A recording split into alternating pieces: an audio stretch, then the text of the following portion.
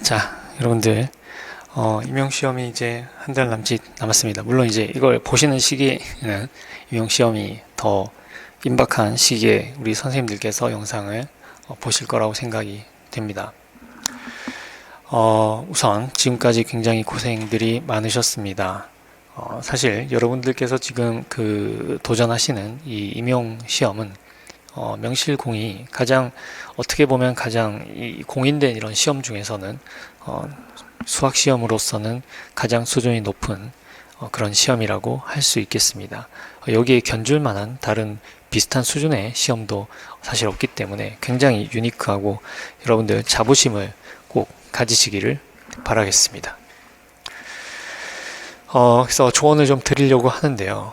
가장 중요한 게 긴장하지 마시라는 말씀을 드리고 싶습니다. 긴장하지 마시라는 거는 지금 시험 때 긴장하지 마시라는 얘기가 아니고, 시험 때도 물론 긴장하시면 안 되겠지만 지금 시험이 얼마 남지 않은 시점에서 여러분들 너무 조바심을 내시면 안 되겠습니다.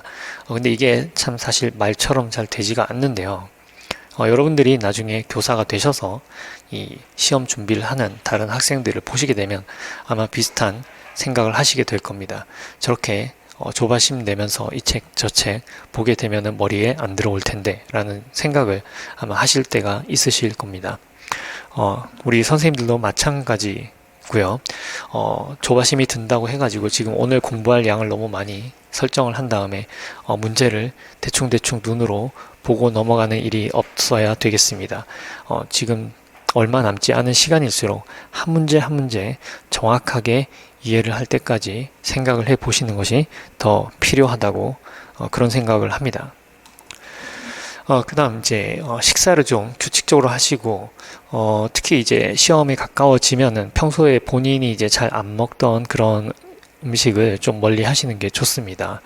그리고 이제 시계에 익숙하도록 항상 늘 사용하는 그런 시계를 가지고 우리 선생님들 모의고사 연습을 하실 수 있도록 하시고요. 그리고 이제 전지 사용하는 시계는 혹여나 시험 도중에 시계가 멈추면 큰일 나겠죠. 그래서 전지 교환 시기를 한번 확인을 해보시고, 그리고 이제 그게 잘 모르겠으면은 그냥 새 걸로 갈아 놓는 것도 좋은 방법일 것 같습니다. 그리고 가급적 이런 시간에 일어나실 수 있도록 너무 늦게까지 하시고 아침에 늦게 일어나는 일이 없도록 하시면 좋겠고요. 그런 식으로 컨디션 조절에 신경을 쓰시면 좋겠습니다. 그리고 이제 지금 불면증이 쉽게 올 수 있는 그런 시기입니다. 나 준비는 덜 됐는데 이제 시험은 얼마 안 남았는데 누워 있으면 정말 별의별 생각이 다 듭니다. 사실 이제 저도 되게 마찬가지인데요. 네, 너무 걱정이 많습니다. 선생님들 참 이해가 가고요. 저도 이제 그냥 가만히 누워 있는데도 잠이 안 들 때가 굉장히 많은데요. 한 가지 잡생각이 드는 건 이제 어쩔 수가 없습니다. 그렇지만은 가급적이면은 좀 편안한 생각을 할 수 있도록 노력을 하고, 잠들기 전에 영상 시청을 좀 자제를 하는 게 도움이 된다고 합니다. 그리고 여러분들 지금까지 이제 오답 노트를 많이 만드셨을 거예요. 네, 그 오답 노트를 시험 보시기 직전에 한 번 더 보실 수 있도록, 저 같은 경우는 저는 이제 부호를 좀 많이 틀리는 것 같아요. 예, 그래서 그런 느낌을 가지고 있는데, 그 다음에 넓이를 2배를 해야 되는데 안 했다든지, 대칭성을 이용해서 한쪽을 구해서 다른 쪽도 구해야 되는데 하지 않았다든지, 이런 부분들, 오답 노트를 보면서 본인이 어떤 실수를 자주 하는지 파악을 미리 해놓는 게 좋습니다. 그것을 이제 시험 보기 직전에도 한 번 더 봐주시면 더 도움이 되겠습니다. 그리고 굉장히 두껍고 이런 모든 게 나와 있는 책보다는 본인이 중요하다고 생각되는 그런 내용들을 정리한 나만의 이론 노트를 여러분들 시험 보기 직전까지 잘 활용을 하시라, 이런 말씀을 드리고 싶네요. 자, 그리고 아시다시피 지금 컷이 많이 올랐긴 합니다만 그래도 만점을 받아서 합격하는 그런 시험은 아닙니다. 모든 문제를 다 풀어야 되는 게 아니고요.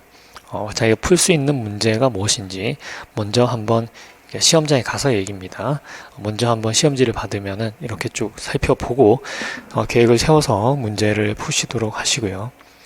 그리고 이제 정말 어려운 문제를 맞닥뜨렸을 때는 이거는 다른 사람도 어렵다라고 생각을 하시고 좀 마음을 편안하게 평정심을 유지하시는 것이 중요하다고 생각이 됩니다. 그리고 제가 이제 채점을 해보거나 하게 되면은 문제 발문하고 다르게 답이 적혀진 경우가 있어요. 그래서 물음에 정확히 답했는지 그 발문하고 답안을 잘 비교를 한 번은 해 보시는 게 좋습니다. 두 가지를 물어봤는데 내가 하나만 답하진 않았는지 이런 부분에 대해서요. 그다음 답안을 이제 비워두지는 마시고요. 뭐라도 관련된 이론을 혹은 내가 계산할 수 있는 한 아주 작은 사소한 결과라도 긍정적인 결과를 하나 쓸 수 있도록 합니다. 그리고 그렇다고 또 벗어나도록 적으면 안 돼요. 네, 벗어나면은 채점이 되지 않기 때문에 그 부분 주의하셔야 되고요. 그 다음에 출제자 의도를 생각을 해보세요. 이게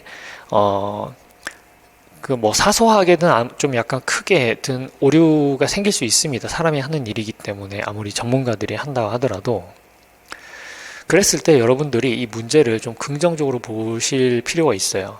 잘못된 문제를 하더라도 혹시나 너무 이제 너무나 수학적으로만 생각을 하실 게 아니라 이 출제자가 어떤 의도로 이 문제를 냈는지 한번 생각해 보셔야 되고 또 중의적으로 해석될 수 있는 표현들이 있어요.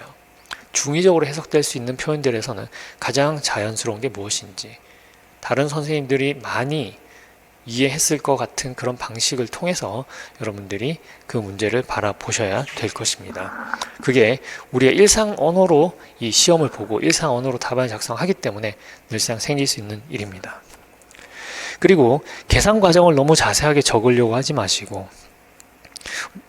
오히려 계산을 너무 많이 적다가 꼭 언급해야 되는 중요한 포인트를 언급하지 않을 수도 있는 일입니다. 그래서 여러분들이 이 문제에서 출제한 사람이 보고자 한 게 무엇인지를 잘 생각을 하시고 출제자가 보고자 하는 내용을 내가 알고 있다라는 것을 충분히 어필하는지 그걸 생각을 하시면서 답안 작성을 하시면 도움이 되겠습니다.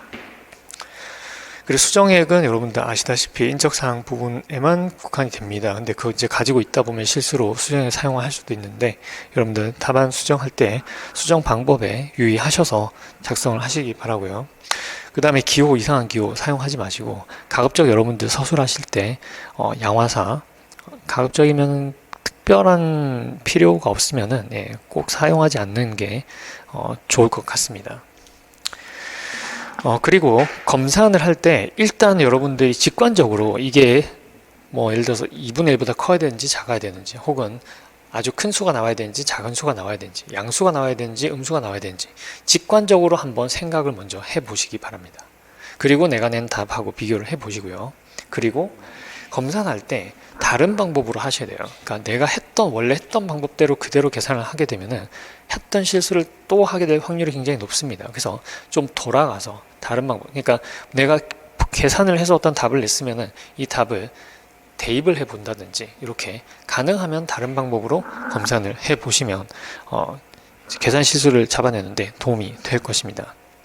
그리고 보통은 문제에 쓰여 있는 조건은 전부 다 필요한 경우가 많아요. 그래서 그게 사용이 안 됐다면 내가 뭔가 간과하진 않았는지 한 번 더 생각을 해볼 수 있습니다. 물론 이제 문제를 쉽게 만들기 위해서 불필요한 조건을 줄 수도 있고 약간 일종의 페이크로 줄 수도 있기는 합니다만 하지만 대체로 보통의 경우에는 모든 조건이 활용이 다 되는지 확인을 해보고 빠져 있을 때는 내가 뭔가 언급을 해야 되는 걸 언급하지 않았는지 이런 걸 생각해 보면 도움이 된다라고 할 수가 있겠습니다. 네, 여러분들 남은 기간 동안에도 준비 잘 마무리를 하시기를 기원을 합니다. 그리고 좋은 결과 있기를 바라겠습니다. 감사합니다.